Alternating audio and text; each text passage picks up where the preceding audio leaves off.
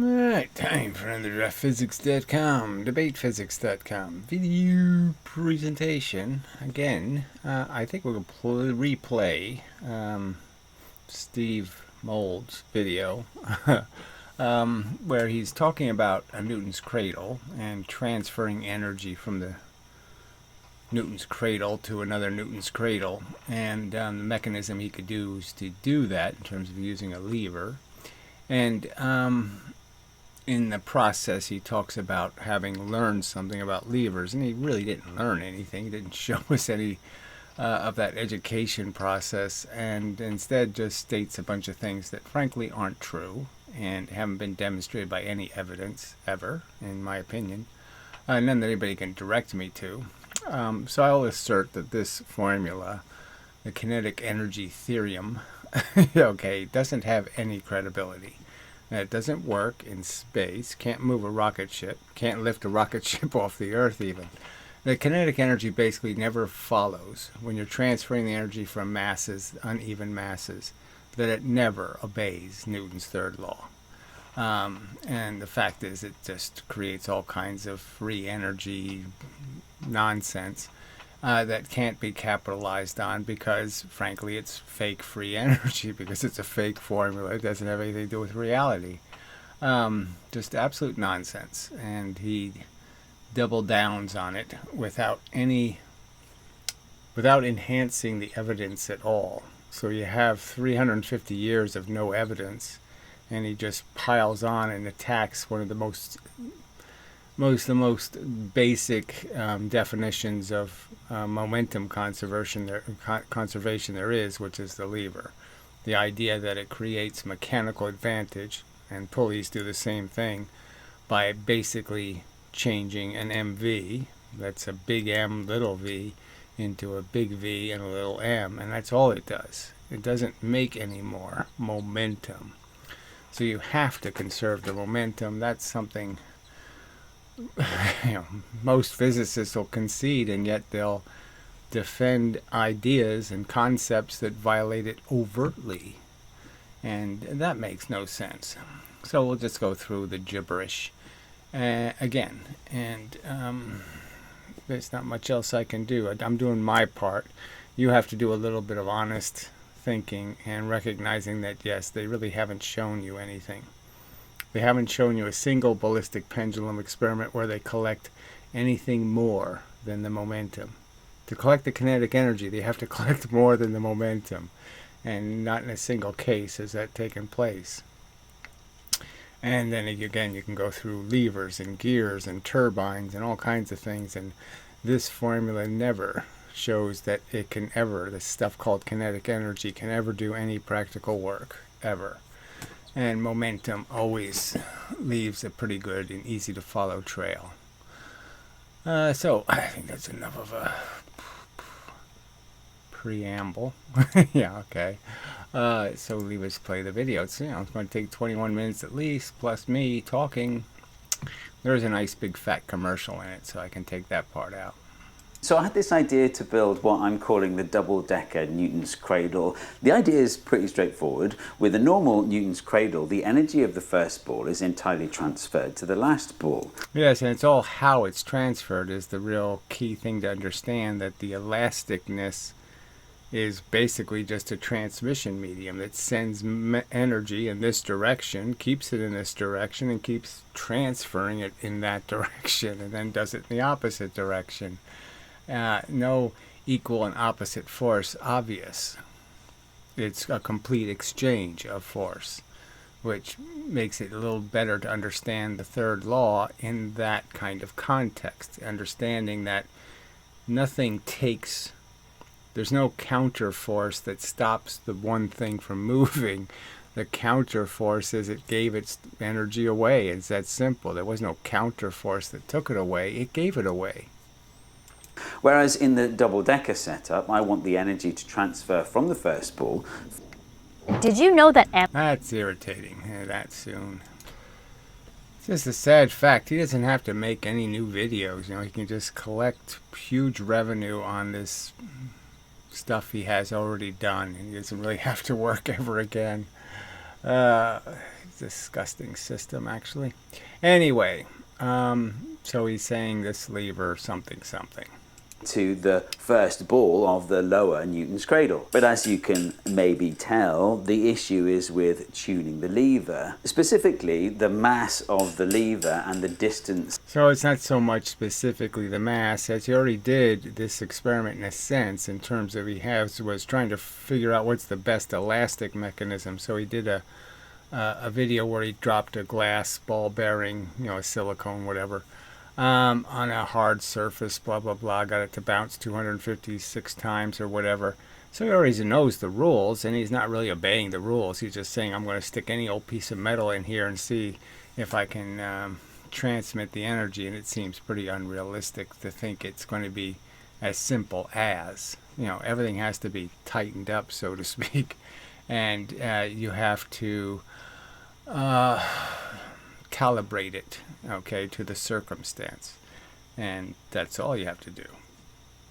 So why he gave up and not even really did in any way explore this transmission of energy in different directions to kind of blow up any kind of idea that energy has a direction, that there's any such thing as canceling energy, because clearly he can create a Newton's cradle that could theoretically move energy in the complete circle of the balls from the pivot of the lever. And it was while I was trying to optimize those parameters that I realized something, which is that I don't understand levers. So again, it's a silly thing to say. So he did this and then he has a realization, and the realization was he doesn't understand levers, or that he understands them completely differently than he thought, and that's more accurate. And it really doesn't have anything to do with the truth anyway, because nothing about the experiment has anything to do with kinetic energy. So you're saying, why are you bothering? It's a conservation of momentum. A Newton's cradle is conservation of momentum. So why are you even playing with kinetic energy?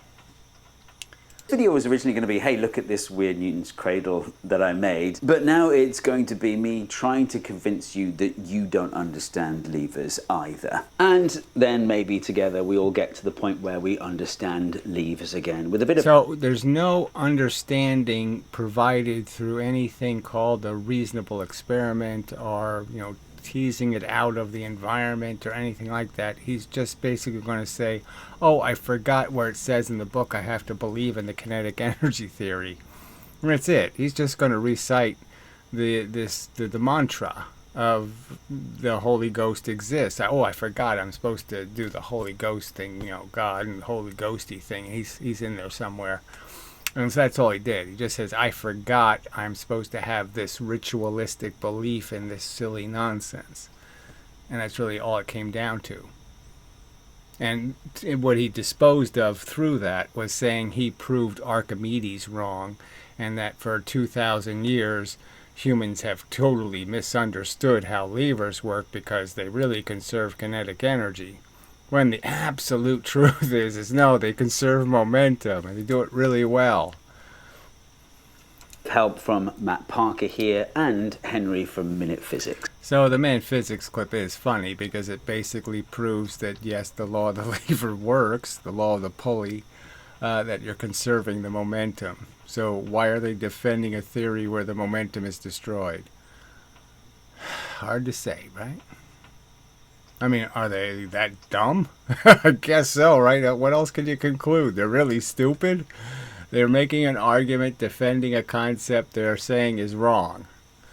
So their evidence proves it right, and their argument is mush. And if you're someone who continues to understand levers throughout this video, I'm sure you'll leave a comment to let us know. Perhaps So this is the part where he's doing this little satire about, oh, you think you're smarter than me? Oh, you think you can make an argument? Oh, you think, and it's just so goddamn obnoxious. Yes, everybody's wrong except for you. Oh, okay. That's not okay. Fuck you. Earn it, asshole. And he really won't earn it. So, he'll talk like, okay, go ahead, make a comment, make a critique. He won't answer any of it. So what's the point? describing how obvious it all seems to you. Well, it's the obvious part is that for 2000, I mean, again, it's since Archimedes. So you're saying you're proving Archimedes wrong, that he misunderstood entirely how the concept works. You're saying that gravity balances used for thousands of years don't really work. They're not telling you the truth because the kinetic energy is real and they're just measuring silly momentum. Yeah, that's what you're saying. And it's nonsense. That way we know how clever you are. We will get back to optimizing the double-decker Newton's cradle eventually, I promise, but... So yes, it gets better and better version. You see this lever barely moves because it's really just going to transfer a vibration, just the tiniest of motion. Because of the fact that it is such hard, elastic material. And that's the key to it. And getting these distances right was the key to it. You know, so all of that, you know, is the missing part here.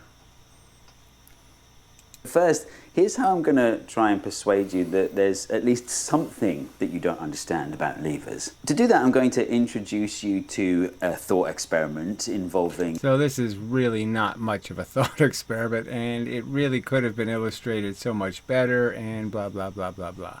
So as pointed out in the earlier video, there's absolutely no point in drawing these levers without making the lever itself exactly the same length. On both sides, just to eliminate the lever as part of any difference you're going to get in the outcome, because you will get a different outcome. The lever's moving in the experiment. You have to account for the energy the lever absorbs. So obviously it makes every bit of sense to have the levers the same size in the two experiments. Duh. A system of levers, and then I'm going to go through a series of logical steps that seem very reasonable, and then at the end we'll have... I'm going to debunk those steps and say it doesn't really happen for some dopey, insane, silly, crazy, stupid, fucktarded reason. Yeah, no good reason. I'm going to debunk the perfectly rational explanation of how a lever works in deference to a theory I won't prove with a single shred of evidence. A situation where I've put 1 joule of energy into the system. So we never count this joule of energy. We never measure what goes in and we never measure what goes out. And clearly what he's going to demonstrate in his final conclusion isn't an experiment. He's not showing us a diagram of the actual experiment conducted. Nothing. We're just getting the same crap. This is what we calculated to do. This is our calculated outcome. There's no reality here. But I've got 2 joules of energy out. Okay, so suppose... Yes, that's the whole idea. And 300 years ago they argued this, Isaac Newton, defending this position that levers basically prove that there's no use for this mv squared nonsense because we already understand how energy momentum conservation works, and your theory just ends up creating some notion that I can make free energy. So every time I bang a light thing into a heavy thing, I end up making free energy. We have a 1 kilogram mass and it's floating in space, and imagine we've got a rocket that we can use to push on this mass, and it's especially... So why wouldn't it just bang into the mass, right? You're doing a Newton's cradle, so why don't you just make it really simple and just say we're just going to bang it into the mass, and now we're going to see how much energy it absorbs. And you could do it with the provision of sticking or not sticking, right? It's either 100% elastic or 100% inelastic, and that way you can, you know, simple enough. Designed rocket so that it's always going to push with exactly 1 Newton of force. So we start the engine and we start pushing, and we keep pushing until we've traveled a distance of 1 meter. And so of course the mass speeds up, and now it has some kinetic energy. So how much work has the rocket done on the mass? Well, work done is 4. So again, what's the point of this? Just say, let's just start with a mass moving, and now we're going to collide it into a lever and have it elastically stick to the lever. Its energy is going to be absorbed into the lever, and then the lever is going to throw something on the other side. Why turn such a simple experiment into, convoluted nonsense? Force times distance. The force is 1 Newton, the distance is 1 meter, and... So again, this work formula is part of the kinetic energy crap. This wasn't anything that say Archimedes would have agreed with, or Newton or anybody else. Okay, it's really not about a force over a distance, it's about a force over a time. And that's Newton specifically. And the fact is, it's just the frickin' thing the only thing that matters is in the end mv. So you really could just reduce this to work is going to be the amount of mv you transferred to something. That'll be the work you did. How much momentum did you successfully get into the object? So the work done is 1 joule. 1 times 1 is 1. And that 1 joule of work turns into the kinetic energy of the mass. So the 1 kilogram mass ends up with a kinetic energy of 1 joule. And if you want to be... So it's just made up, nonsensical, blah, blah, blah, blah, blah, blah, blah. They'll never collect it, and they'll just say it exists. Belt and braces about it. You can also calculate it by starting with force equals mass times acceleration. It's a longer calculation, but you still end up with a kinetic energy of 1. Yeah, you end up squaring something, then doing the square root of it. So yes, just absolute gibberish, nonsense, waste of time, bullshit. 1 joule. And by the way, its velocity at the end is root 2 meters per second. That will come in handy later. I know, it'll come in handy never, because it just isn't true. So again, it's just, they can just say it, but it's not the truth. And so anyway, this is just jargon. There's nothing here showing you any mechanical actual science. Nothing. In the previous animation, I had the rocket kind of disappear for clarity. But of course, after the engines turn off, the rocket's going to be moving at that speed as well, and they'll just glide together. Now let's imagine that... So what will ever glide together doesn't mean much either. So he's saying once the object is up to speed, then the rocket will somehow apply... Well, it doesn't really make much sense because it has to be moving slower than the speed. You said it has a constant force, so it had to give more energy to move at a constant speed while it's pushing another mass, and then it has to reduce how much energy it's producing if it's not pushing anything anymore. So none of that. It can't be going the same speed and using the same amount of energy when it actually had to give the objects energy. The whole thing is mediated by a lever. It's the same thing. We push on the lever with a force of 1 Newton over 1 meter. The mass feels... So the simple argument would be is you just have a 1 kilogram mass moving 1 meter per second, hit it from below, and then it shoots the 1 kilogram mass at the same exact, so it perfectly conserves the momentum is the argument, with the little subtraction being the energy of the lever. So the mass of the lever plus its velocity you have to subtract from the transfer. But that's all that's taking place here. You're just throwing 1 kilogram going a velocity, and you're getting 1 kilogram back at a velocity. And again, it's coming back in the opposite direction, which means nothing got canceled. The same force over the same distance, and so it ends up with the same kinetic energy of 1 joule. For the next logical step, we just need to remind ourselves of something we already know about levers. And for this... So that's too bad. They doesn't just say what we already know is that Archimedes played with them 2,000 years ago, and then human beings did so reliably and dependably for thousands of years. They knew they could rely on this stick principle. Yeah, and what it actually did. And the fact is it can't make free energy. It can only change the form of the energy. Yes, we're not floating in space anymore. We're back on Earth, and we're just holding up a kilogram mass with our finger. Right, so this is the law of the lever. I could put a 0.5 kilogram, 2 units of distance, same exact weight, and that experiment isn't what he did. So he pretended he was doing something like it, but he didn't do this experiment. A certain amount of force is required to do that, about 10 newtons here on Earth, because the pull of gravity is about 10 meters per second here. That's little g. I'm going to assume that little g is about 10 throughout this video. So it's 10 newtons of force from the finger to hold up that 10 newton weight force. When you... And I have to hit the pause. Oh, you can pause here. Now here's the famous thing about levers. If you halve the mass but double the distance from the pivot, the finger doesn't feel any difference. The mass now has double the mechanical advantage, but it has half the mass, and they cancel out. Now, it's logical to understand that there's nothing that's canceling out, but the idea is simple. Okay, this motion here will be exactly the same for twice the acceleration here. Okay, any movement here is doubled over there.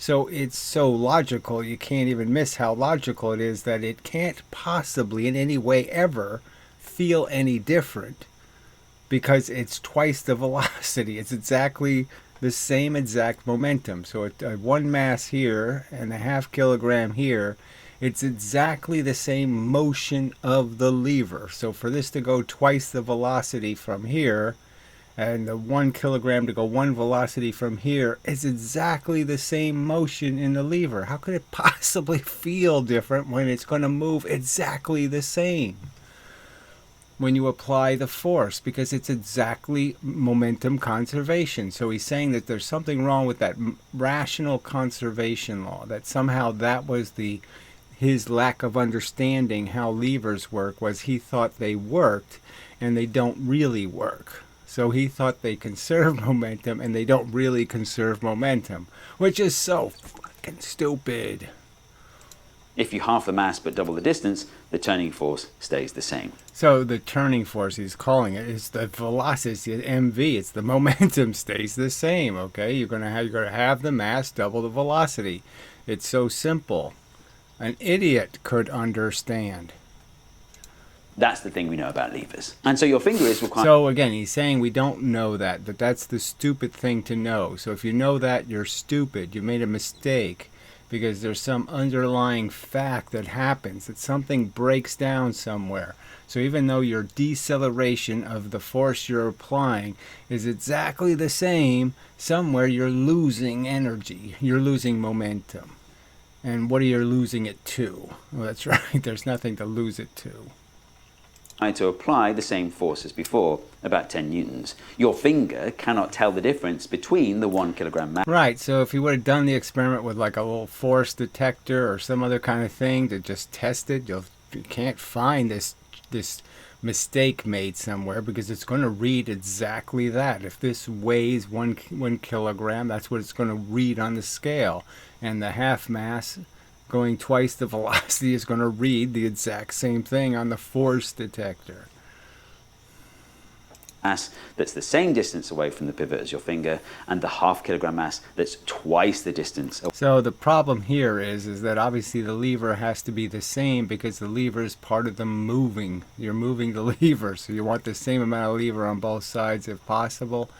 And you certainly don't want to make one lever shorter than the other. Now, when he actually did his worst experiment, at least that problem didn't exist. But clearly he doesn't have much appreciation for the variables that have to be controlled. Away from the pivot as your finger. In fact, you could put the mass end of the lever in a black box, and there's nothing you could do with your finger to be able to distinguish between a 1 kilogram mass and a half kilogram mass that's twice as far away. Right, so he's challenging that idea that somehow he's going to prove otherwise. And obviously he doesn't prove otherwise, because the experiment isn't this experiment.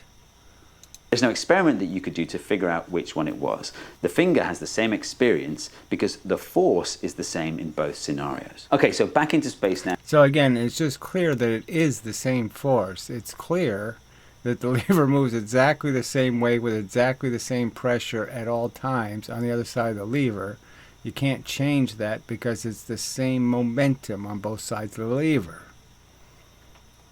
And we're going to do the same thing. We're going to move the mass twice as far away, and we're going to half it. That's half a kilogram. And again, the rocket will apply a force of 1 newton over a distance of 1 meter. So again, they're doing this stupid distance crap. It doesn't have anything to do with this distance crap. And so again, it just always breaks down. You have an MV that you're going to absorb, and then you're going to have releasing an MV. And that's all that somebody should understand, is you're just going to exchange the MV. You're going to take the energy from one object and give it to another object. If they did the experiment that simple way, they would understand they have to conserve the momentum, and they'd understand they will, because it's a really simple tool. Which of course means that the mass will be pushed over a distance of 2 meters, because that side of the lever is twice as long, and so the mass gains some kinetic energy. Now, so we know it doesn't gain any kinetic energy. What it has is a mass and a velocity. And the 1/2 in front of it and the square after it mean absolutely nothing. All it has is an MV, a momentum, and that's all it had 2,000 years ago, and that's all it has today. The rocket can't distinguish between these two situations.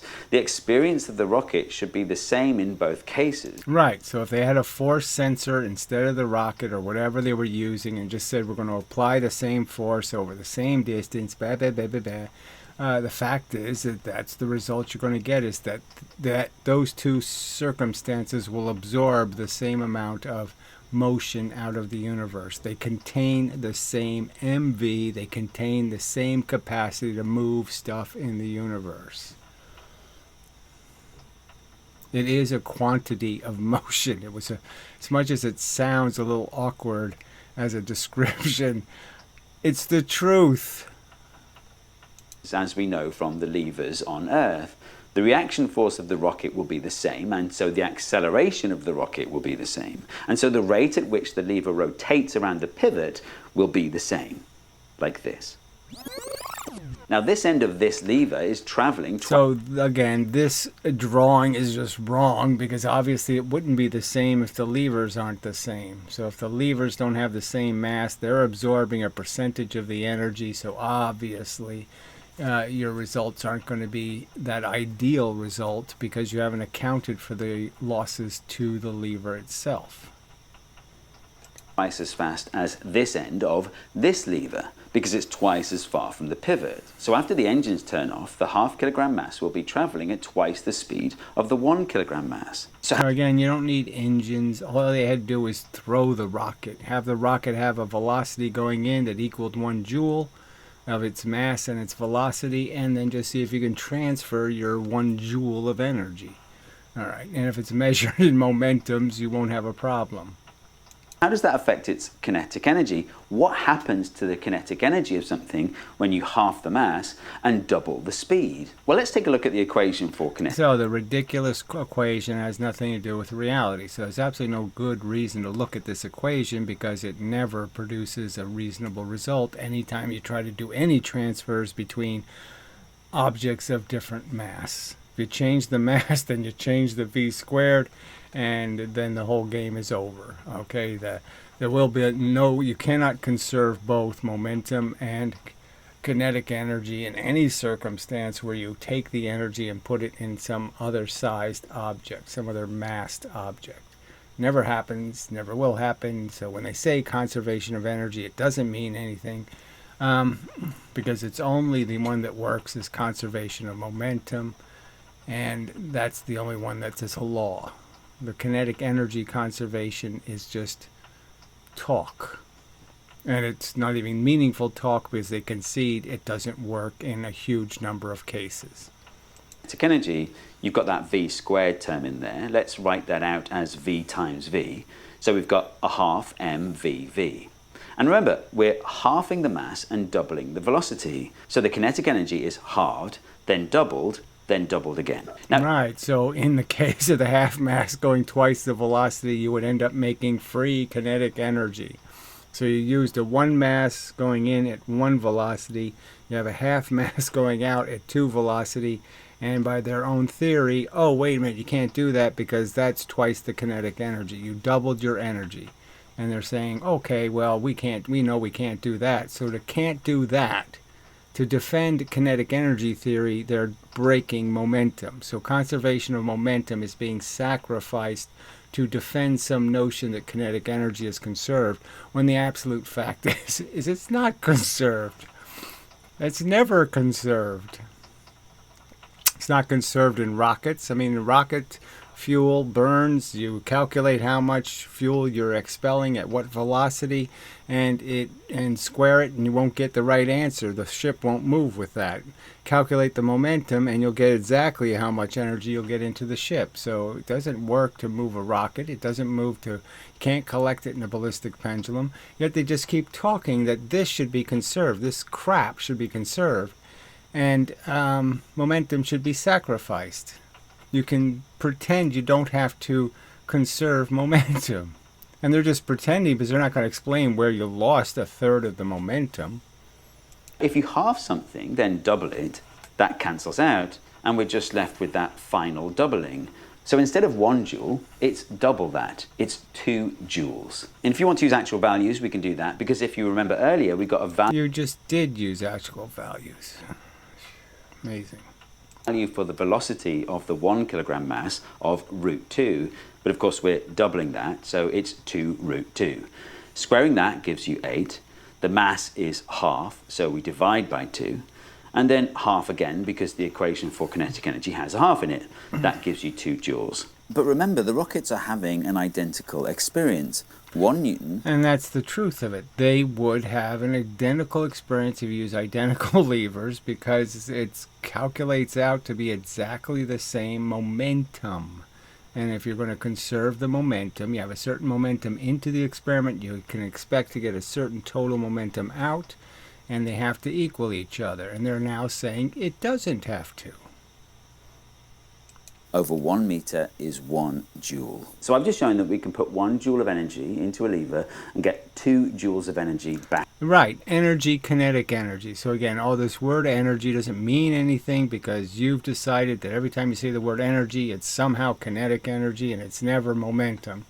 And obviously, everybody from, you know, the 1700 and earlier, everybody believed that momentum, quantity of motion, was energy. Out.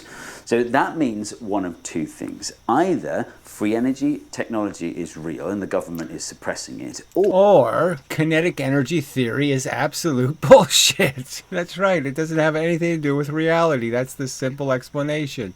It doesn't do anything useful. It never can be converted. It really doesn't do a damn thing anywhere. There's no experiment you can show me where, if I don't believe in the kinetic energy theory, I'm going to be in big, big trouble. It doesn't crash cars. It doesn't dent fenders. It doesn't, again, you can't collect it. You can deliberately make a device to collect it, and you can't collect it. A spaceship can't collect it, either throwing it out or collecting it. It can't collect it. It can't collect the energy of the kinetic energy. Ever. So there's just no example of it being collected, and yet he's going to compromise and sacrifice momentum, okay, to defend mush. Unevidenced mush. Or Steve doesn't understand levers. Or to be more precise, one of those logical steps, let's put it in scare quotes, one of those Yes, those steps that worked for thousands of years, right? The simple law of the lever, and the idea of conservation of the, what then was understood to be the energy in the form of quantity of motion, or momentum, as Newton would have called it. Steps was wrong. Now, to me, they all seem quite reasonable, rigorous even, but there was one that was a bit more hand-wavy than the others. Maybe you spot. So that's the funny part. He's going to call momentum hand-wavy, when obviously it's the kinetic energy that's all just made up. It actually, it's at this point where I said, the finger pushing down on the lever, it requires the same force to hold up 0.5 kilogram mass over here and the 1 kilogram mass over here. That bit's true. But then I said something like, you know, in other words, the experience of the finger is the same in both cases. There's no. So same force doesn't mean same. So that's another. That doesn't even make any sense. So the force part being the same is true, except we have superpowers and we can detect the scalar energy of the kinetic blah blah blah, the mystical super energy that you can't see with a force meter. So there's some special power that our fingers have where we can detect something the force meter can't see. Yeah, bullshit. Nothing that the finger could do to distinguish whether it's a 0.5 kilogram mass or a 1 kilogram. So the argument's going to be, well, what it could do is bounce the object off the lever, so it could hit it, jerk it, and bounce the object up and down in gravity. And now it can detect the timing difference between the what would happen in gravity, because, you know, when it's stuck to the lever, it's going to move twice the velocity, but when it's free falling, it's going to move the same velocity. So somehow we could figure it out by bouncing the object on the end of the lever. That's hardly not the same experiment. That's not really obeying the rules of the experiment, is it? No, it really isn't.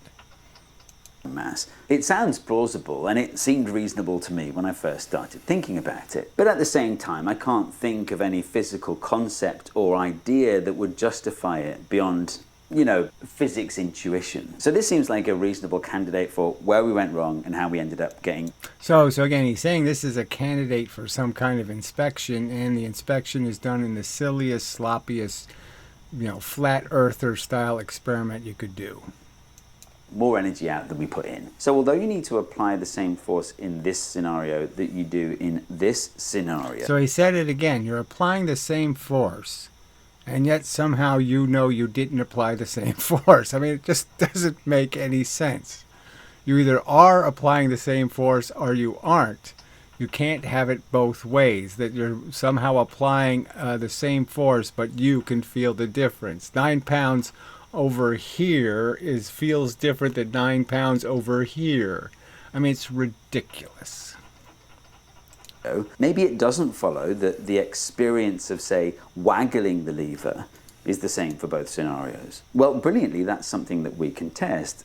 So again, waggling. So instead of keeping the force consistent, that is keeping contact with the lever, keeping the variables the same, we will cause erratic chaos and then say, see, if you introduce erratic chaos, you can tell the difference because you've introduced chaos. I mean, it's just such a bullshit. So I set up this blind test. It's not double blind because I can't be bothered to do.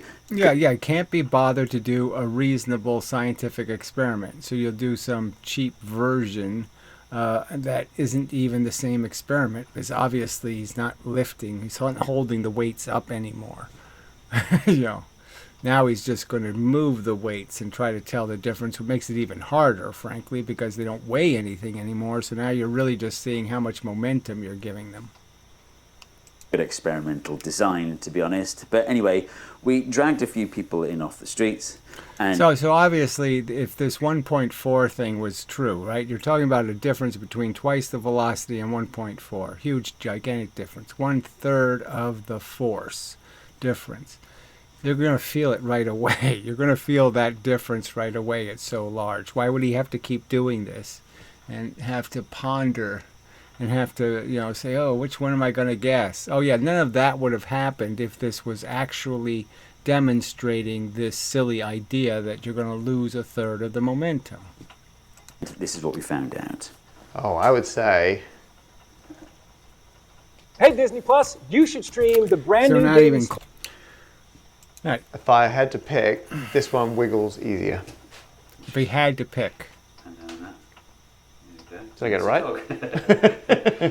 Get it The dog right. also waggles. Test subject number So hardly convincing, right? If I had to pick. 2, Lucy Green.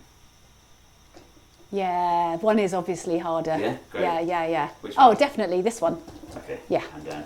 So if I hold them both, I can convince So so this is if I hold them both, I can convince myself. That's why he's starting.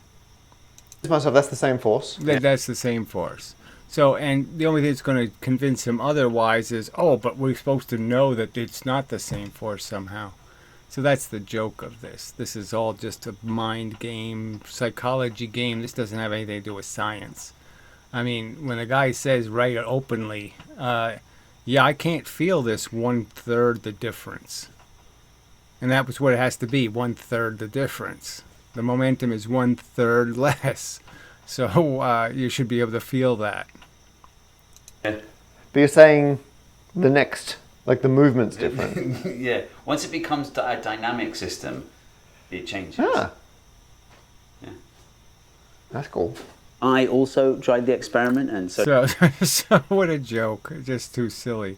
So they know what weights where. I mean, the whole thing is just a rig, did my wife, and we had the same results. So that seems pretty conclusive. Okay, so that seems pretty horrible as anything called science. So when you start to do that as science, where do I separate that experiment from some typical flat earther experiment?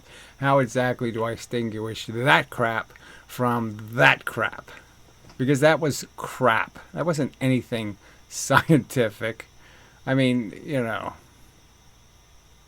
I don't even talk about how sick Newton would have been if he had to watch that.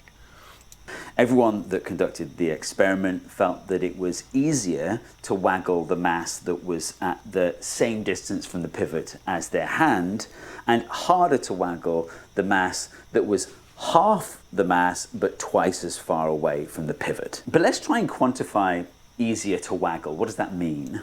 So, yeah, what does it mean? yeah, what does it mean?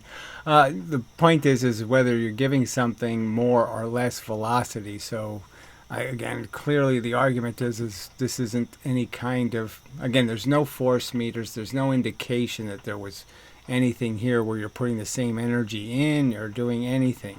And the skull could just have a breakdown to right-handedness versus left-handedness, too. Well, I think it means two things. I think it means for a given force, the lever moves more rapidly when it's a 1 kilogram mass here than when it's a half kilogram mass here. Right. Now that would have been worth testing, but he didn't test that. So there's no consistent force saying, okay, and let's move these two things, because he's basically saying that somehow this force, the smaller object, the half mass, is somehow going to resist being moved. And it's not going to conserve momentum because it's going to be heavier somehow. So even though inertia says the heavy thing has inertia, the lighter thing, the lighter you are, the less inertia, they're saying exactly the opposite. The lighter you are, now the faster you have to move, that somehow you have more inertia, more resistance to motion, which isn't anywhere near anything Newton ever said, that's for sure.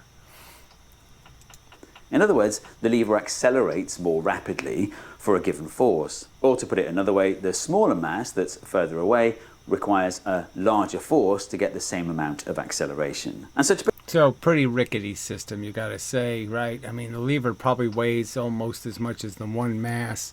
So it's junk. Bring all this back to the lever in space. What we find is that when we apply a force of 1 Newton... So he said before, he conceded it's the same force, and now he's just basically going to say, no, it's not the same force.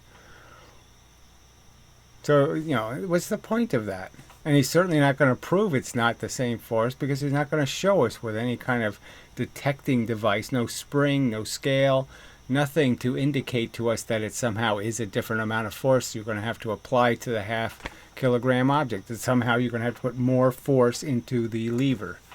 There's zero evidence that you're going to have to do any of that. Over 1 meter, well, it takes longer in the case of the half kilogram that's twice as far from the pivot. Just silly. So it takes longer because we have to make it move slower so it doesn't have double the kinetic energy. That's all they're saying. We're going to force it to move slower so we can protect mv squared from critique. So we can stop you from being able to say the lever proves kinetic energy to be a nonsense theory. We're going to break levers and say levers don't work. They don't conserve momentum. And it's such an obnoxious thing to do. I mean, it's just so anti-science. In other words, it accelerates more slowly and the velocity at the end is lower than my intuition would have expected. Right, so none of this has anything to do with intuition. It has to do with logic and hundreds of years of experiment. So over hundreds of years, they developed this law of the lever. Archimedes demonstrated it. Nobody found fault with it until yesterday. So until a month and a half ago, the law of the lever worked, and now all of a sudden it doesn't work. All of a sudden it's a lie. The force isn't the same, that somehow... And we can certainly find out the force isn't the same, which is just all bullshit. To wrap it up mathematically, we can ask the question... So, yes, to wrap it up mathematically, that's all it's about, is some silly thing that somebody said 350 years ago. They all believed it for no good reason, and you're stuck with it forever. So they said there's quarks, and then they believe there's quarks. They say there's neutrinos, and then you believe there's neutrinos.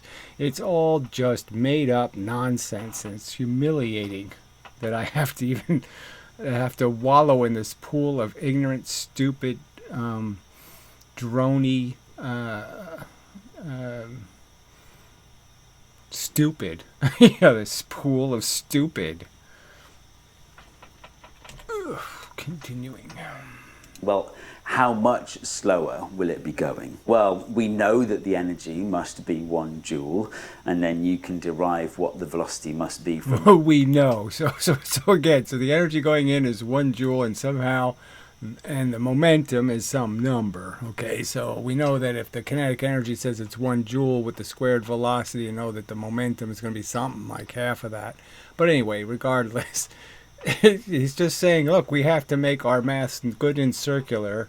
And so he's, again, the simple argument is both of them can't be conserved because of that squared velocity term. So anytime you change the mass, you change the proportions of the energy. So you can't conserve both. And they're basically siding with the modern theory that's never been proven by any experiment. So the one that fails the water wheel test, it fails the electric turbine test, it fails the electric motor test, it fails the crashing car test, it fails the ballistic pendulum, it fails the lever, it fails pulleys. That's the one we'll double down on and compromise the one that nobody had a problem with for an awful long time, which is conservation of momentum. We'll kill the momentum to save this silly nonsense theory. But if we're trying to disprove the free energy hypothesis, we should probably prove that the half-kilogram mass has a kinetic energy of 1 joule from a force perspective first, which is actually really easy. The key is to notice that the force... So where did he prove anything? So he didn't prove anything, so this is just absolute nonsense. He's just somehow saying this is harder to push. It's harder to throw a ball twice as light, twice as far. That's the argument. Now, it's obviously hard for us to throw things infinitely fast. So, yeah, we have real limitations in how fast we can throw something. But again, with a lever, no problem. Use a lever, and you can fix the whole point of it being difficult to throw. So that's why they have, like, pili. You have an extension for your arm, basically, to throw something, and you can throw it damn fast. There's no loss of momentum. On the half-kilogram mass is half a newton, because that's how mechanical advantage works. From the work equation, we get half a newton times 2 meters is 1 So this is the same silly thing you drew before that doesn't mean anything, right? Yes. joule. You then get the velocity by rearranging the kinetic energy equation. And when you do that, you find that whatever the final velocity of the larger mass was, the smaller mass, instead of being double the velocity, it's √2 times. So it's 1.4. So it only gained 0.4 velocity, okay? So it's missing 0.6. It's missing a huge amount of velocity, all right? So they're saying you can't throw the ball twice as fast. You can only throw it 0.4 as fast. So, you know, it's just a ridiculous statement that doesn't have anything to do with reality. And here he is selling it in flat earth tradition.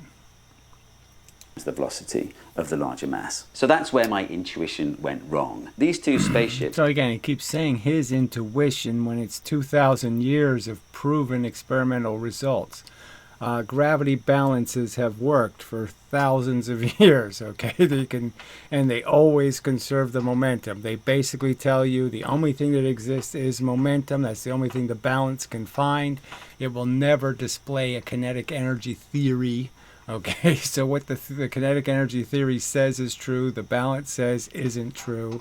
They're just doubling down. Again, they're still saying that somehow 4 pounds dropped 1 foot is the same energy as 1 pound dropped 4 feet, when those two things, one of them has half the momentum of the other. And so something with half the momentum can do the same work. That's what they're saying. And it's idiotic. So they're saying I can put that half mass in at 1.4 the velocity, and I'll get the one mass out at the full velocity, which is idiotic. In these two different scenarios don't have identical... Obviously, it's free momentum then, okay? So to think that you can make free momentum. So they're to protect against free kinetic energy, they're basically saying you can make free momentum. I mean, obviously, this should be a reversible experiment. You're just taking energy coming in and energy going out. You should be able to just reverse it. And if you reversed it, you've made free momentum.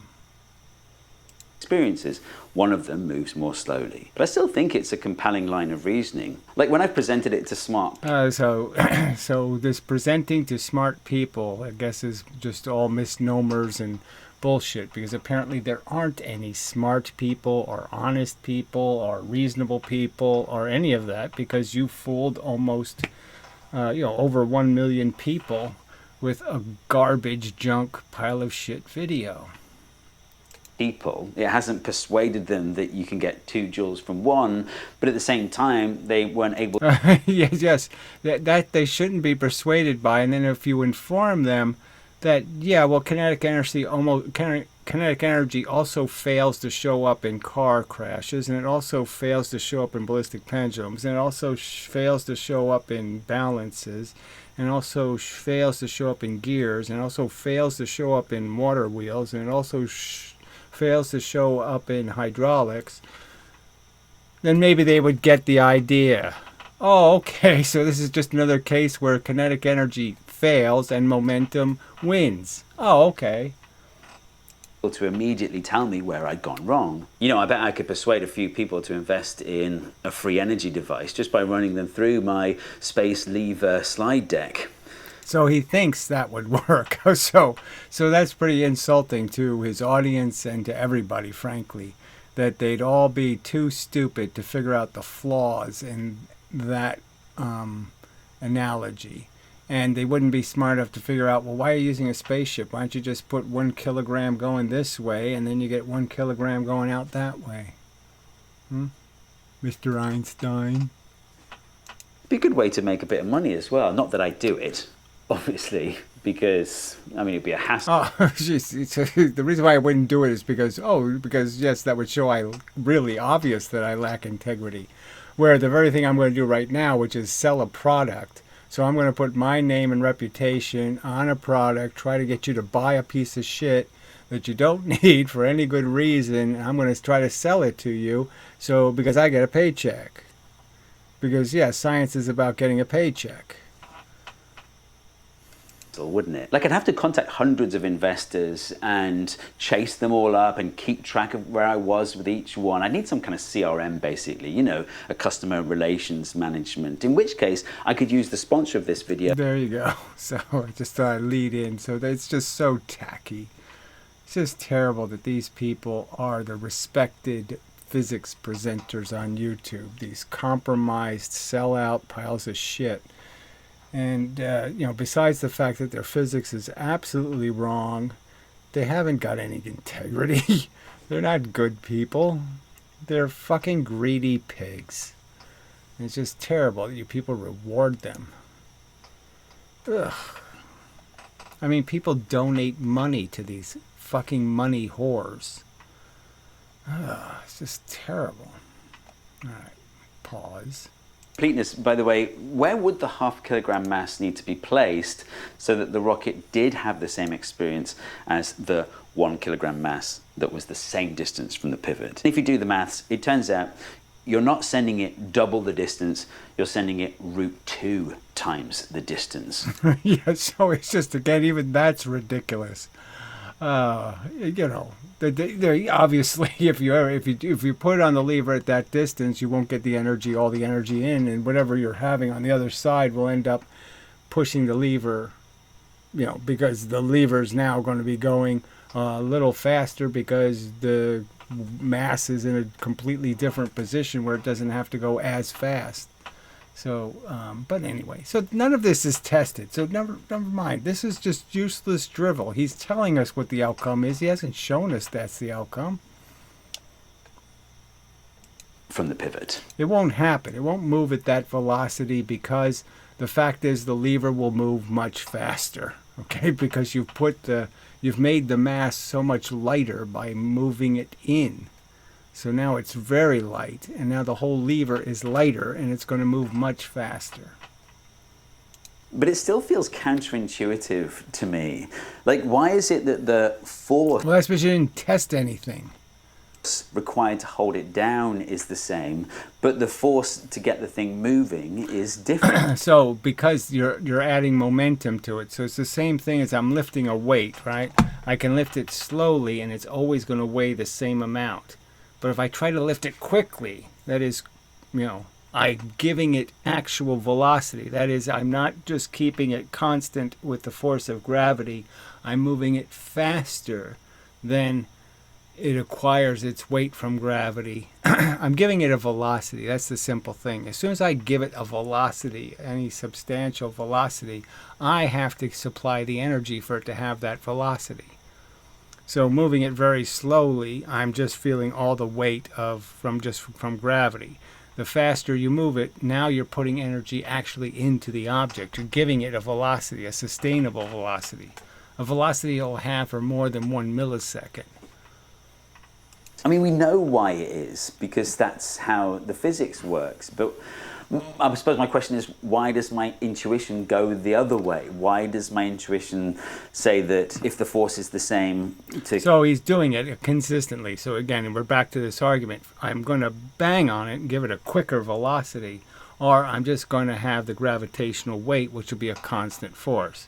So it's only the fact that he's trying to accelerate the object to a sustainable velocity, a velocity that'll carry it through the gravity.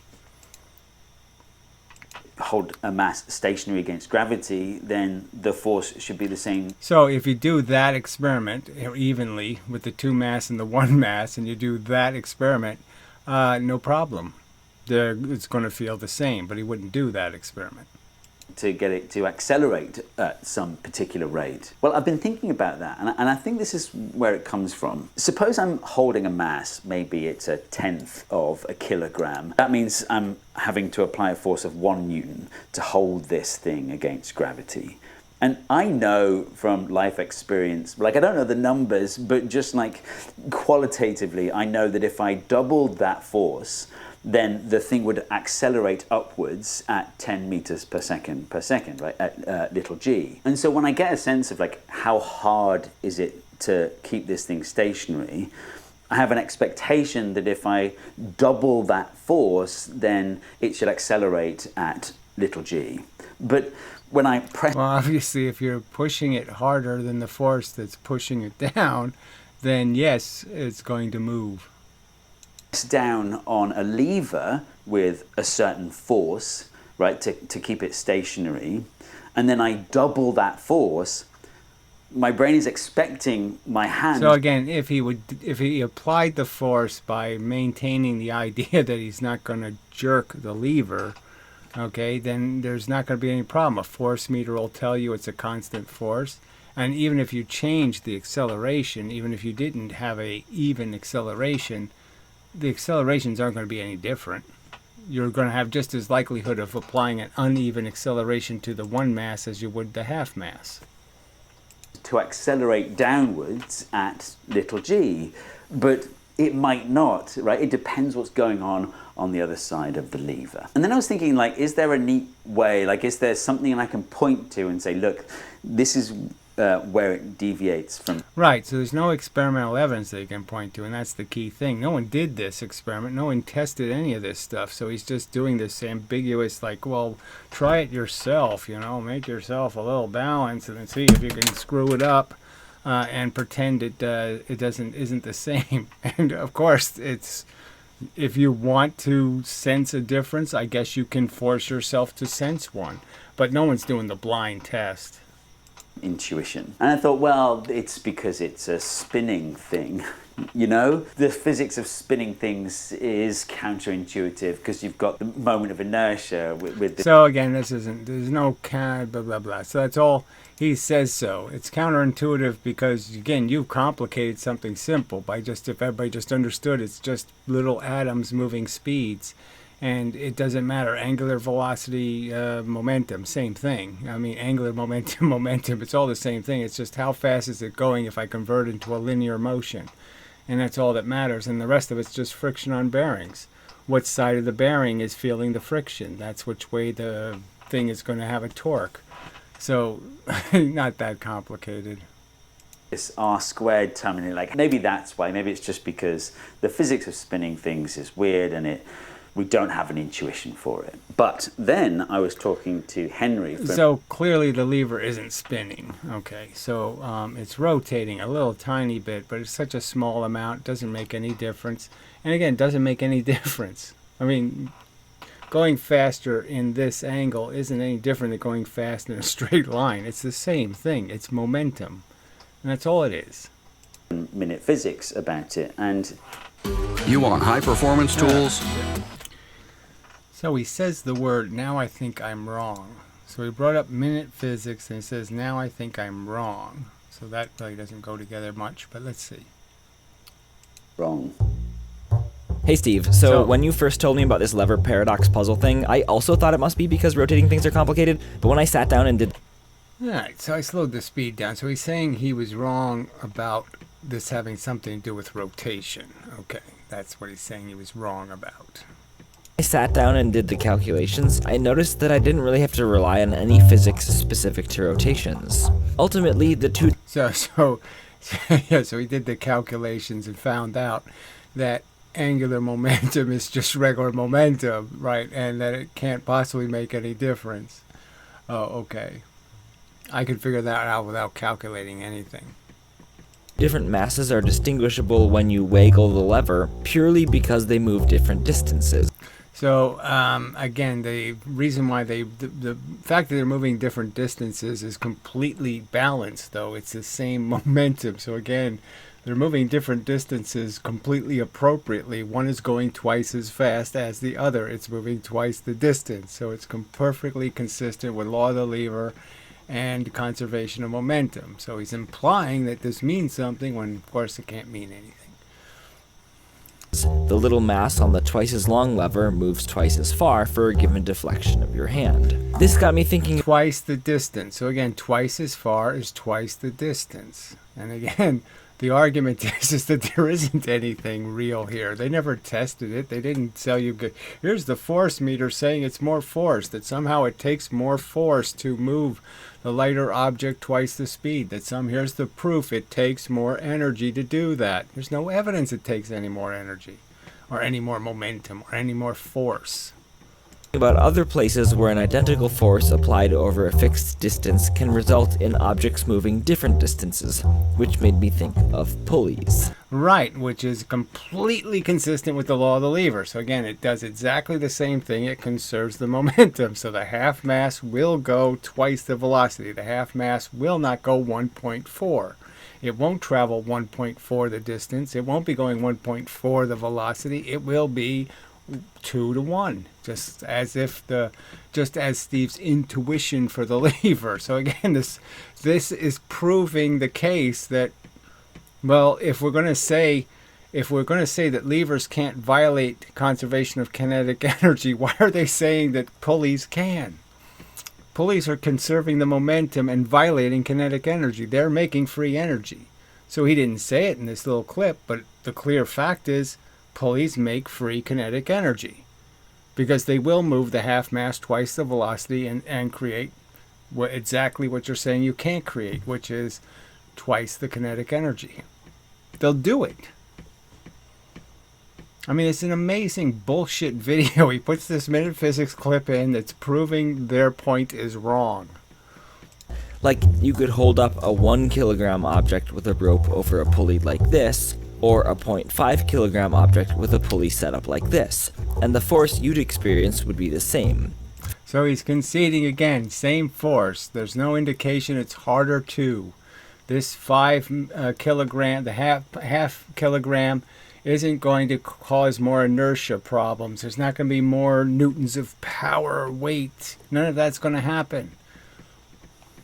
Feel free to pause and think about it. For you to pull your rope... So he just showed that it happens exactly. The 1 kilogram moves 1 velocity, the half kilogram moves 2 velocities, 2 distances. No problem. I've now violated conservation of kinetic energy because I have in fact moved the lighter mass twice the distance, or I have in fact moved it twice the speed.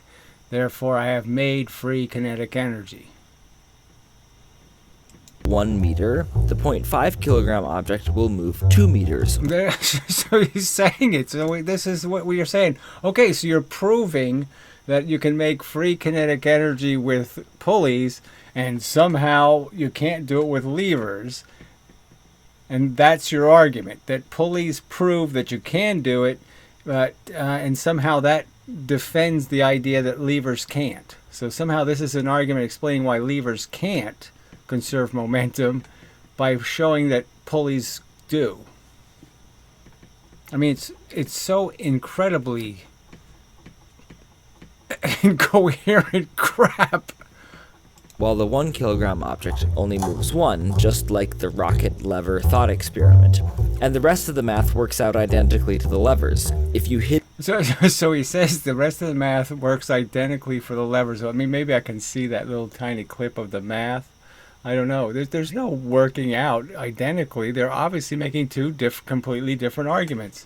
1.4 doesn't happen for pulleys. 1.4 apparently does happen for levers, but they're just saying so, not showing so. These two pulley setups inside boxes, you could tell which was which by pulling up and down on the rope. So he's showing the wrong side. Obviously, on one side you're going to pull twice the distance because you're lifting the same weight, so he has it exactly opposite.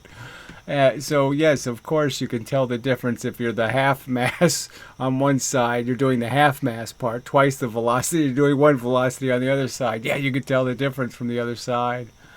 Oh, so ridiculous. Equivalent of wiggling the lever. It's kind of like the pulley setup gives the small mass a higher moment of inertia. Okay, so again, the pulley setup gives the small mass a higher moment of inertia, but there's absolutely no evidence it doesn't move twice the distance. He established it moves twice the distance, and it does it in the same amount of time. So why is this an example defending the lack of conservation of momentum when he's overtly saying the momentum is conserved? Or whatever the equivalent of that is for pulleys. And you can also contrive a similar but not exactly the same situation. So contrive is the key word. That's all this is about, is contriving nonsense. I mean, pushing something up a fucking ramp is nothing to do with this experiment. So, oh, what bullshit. With inclined planes. So I think this whole puzzle is more about the mechanical advantage of these scenarios. So again, this baby talk about something called the mechanical advantage. The obvious argument can be made is that there's always usefulness to being able to convert energy from one form to another. So to make a big MV into a big M small v into a big V small m, there's advantages to doing that either both ways. And you could call that mechanical advantage. But the idea that you're making free momentum or you're destroying momentum that's nonsense. So they're basically telling you can make free momentum. I can put a half mass at 1.4 the velocity on one side, and I'll get out a full mass going one velocity, and I'll increase my momentum. That's their argument. Free momentum is possible.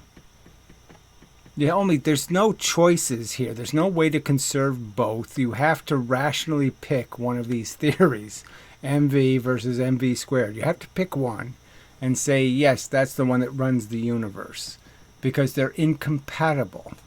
And this whole fucking conversation proves the incompatibility. If you conserve the momentum, you violate kinetic energy. If you conserve the kinetic energy, you violate momentum. It proves the point. They both can't be real theories. Shit. At least mechanical advantage applied in such a way that it results in an object moving a different distance than your input force moved. Because, full disclosure, there are also ways of setting up a situation with inclined planes where you really can't tell the difference between the two different masses, because the force you experience is the same, and they both move the same amount. So it's because of the same mass. But whatever. There's no point in arguing this. There's no way to conserve both. So I think it's about how mechanical advantage allows you to convert the magnitude of the motion. So that doesn't mean anything. How it converts the magnitude of the motion. So yes, with pulleys you get twice the distance. It does move twice the velocity. It does conserve momentum. And somehow levers don't. Just a silly argument. So really it's about mechanical advantage, which interesting. Yeah, it's still slow. Too stupid.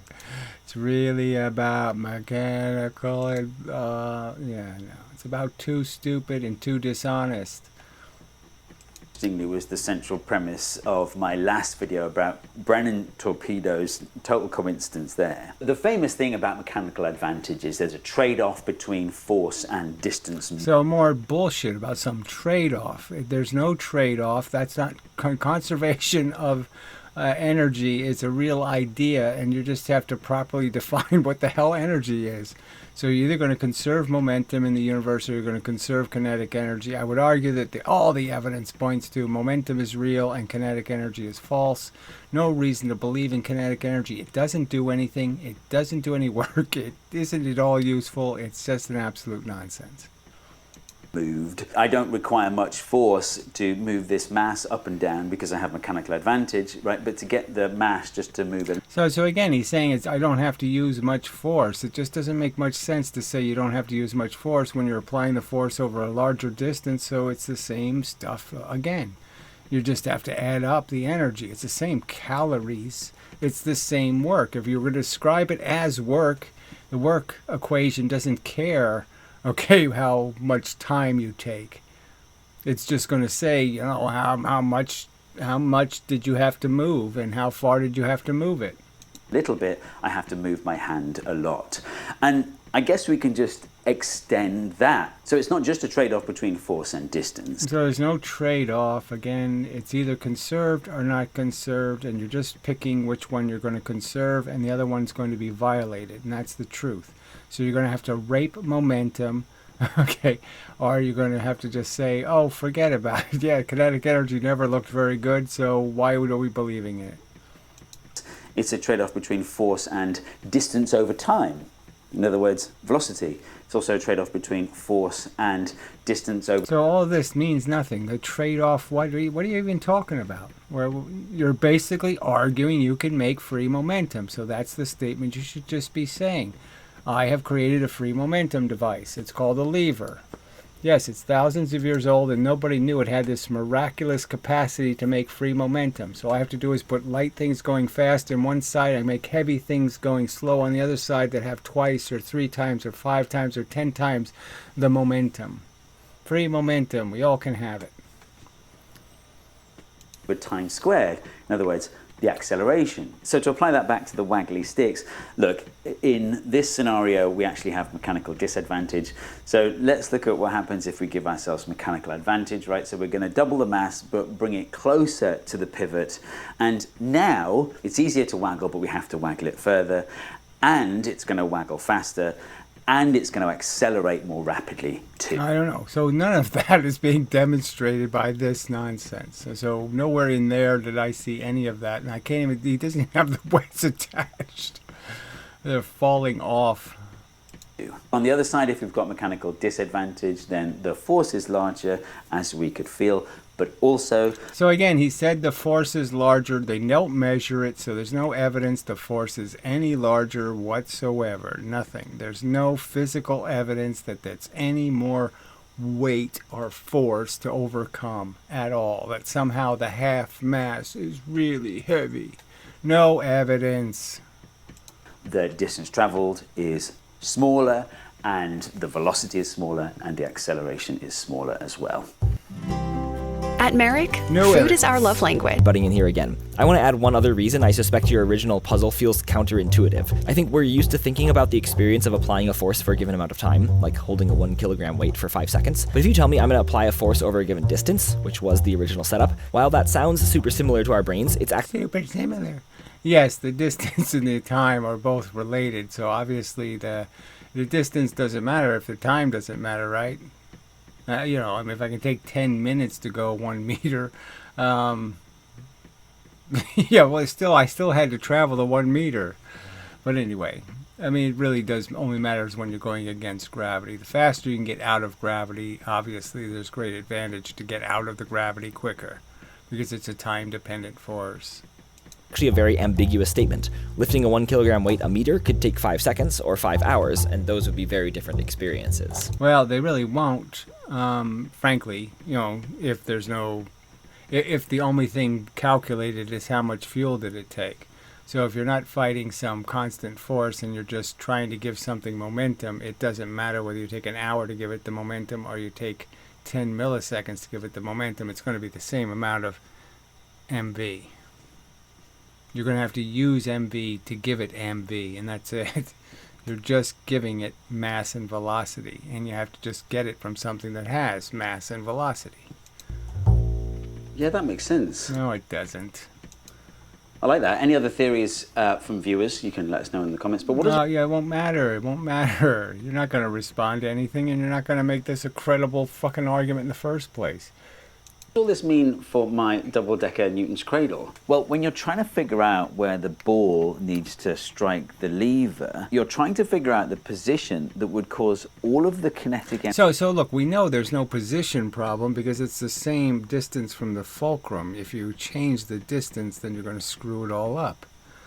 Obviously, it won't be the same. You have to basically have the same harmonic frequency, if you want to look at it that way. You have to dial them into being the same, and you're just trying to create the same vibrational experience for the. You're just replacing the kinetic ball, just doing this little jerky thing, and that's all you're trying to do is get the lever to do the same little jerky thing. Energy of the ball to be transferred to the lever, just like you would if it was a ball colliding into another ball. Like if it was just the ball and the lever, you'd want the ball to stop dead and the lever to start spinning. And when you do the maths, it turns out I don't know why he's doing it without there's something on the other side of the lever. So again, it just doesn't make any sense. You're trying to transfer, you're trying to get this to decelerate at exactly the same rate the other thing accelerates. you have to match the moment of inertia of the lever. So bullshit term around again, moment of inertia. There's no such thing. It's not a rational concept. And the ball about the pivot point. Now, when I was imagining all this before I'd started to build anything, in my mind, the lever had the same mass as one of the balls. And in that scenario, the collision point needs to be the square. So the problem is here too, his fulcrum is gigantic, so he's rolling it over a giant fulcrum, which is just creating more friction. So that's something you don't want to do. Square root of a third of the distance along the lever from the pivot. But in reality, the lever is heavier than one of the balls. And my first thought was, well, that's easy because I know about levers and mechanical advantage. So if the So he's trying to transfer the momentum, right?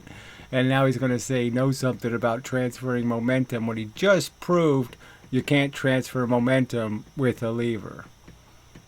lever is twice the mass of the ball, then, well, it's just as if I doubled the mass on the end of a lever. And so in the same way, I need to move the collision point, double the distance from that magic square root of a third distance. And if the lever is triple the mass, then we triple the distance and so on. I've been experimenting with a few different levers. So I don't think the mass thing has that much to do with it. It has to be made out of the same material that the ball is made out of. That's the key.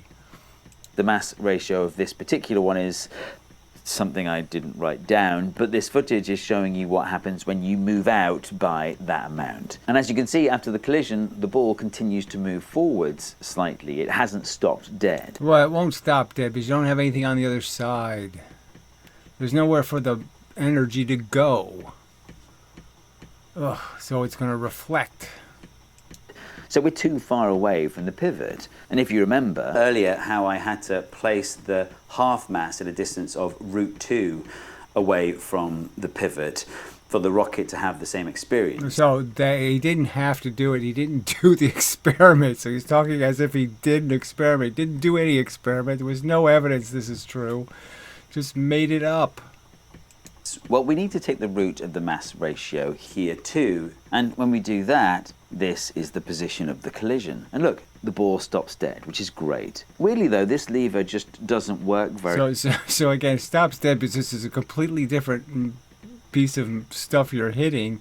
And it's also clearly, obviously, softer material.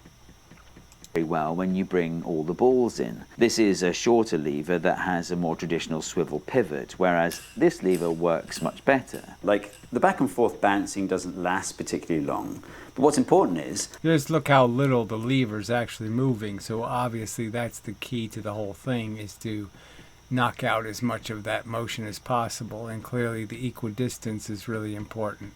But you're just sending a vibration in one side and getting the vibration back out the other side, and the lever is, unfortunately, you'd almost have to argue you're gonna have to lose some energy to it, because it is moving in two directions, where the ball doesn't move.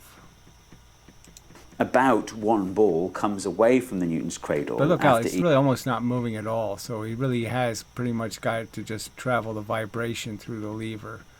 And the lever is not really moving, so it's not going to absorb any energy. The less the lever moves, the less energy it absorbs. each go around, whereas before 2 or 3 balls were coming out and it was all failing in that way. You might notice that the lever is being held in place in a weird way. I'm using this fishing wire here to hold it against the pivot point, and then this fishing wire is adjustable, and that's kind of what I use to hold it level. It works Add tension. pretty well. The issue is it introduces another force. Like when the ball collides with the top of the lever, that's okay, but when the ball collides with the bottom of the lever, well, the elasticity in the fishing wire is an additional force that the ball is going. Yes, it has to push against. Yes. So you just need a better fulcrum is the key. So just make a better fulcrum, and then your lever won't be so sloppy, and you won't have to put restraining wires on it. To encounter. My suspicion is that it's negligible, and this design has other benefits, and it works better than the other lever with the more traditional swivel pivot. And I tried different lengths of both as well. What's really weird though is that for this lever, the optimum position of the collision is actually nowhere near the theoretical optimum position, and it's nowhere near the fallacious theoretical optimum position either. So at this point, I just maybe Oh, so his math didn't work. Oh. we need to be thinking about like materials, you know, what's the elasticity of the lever?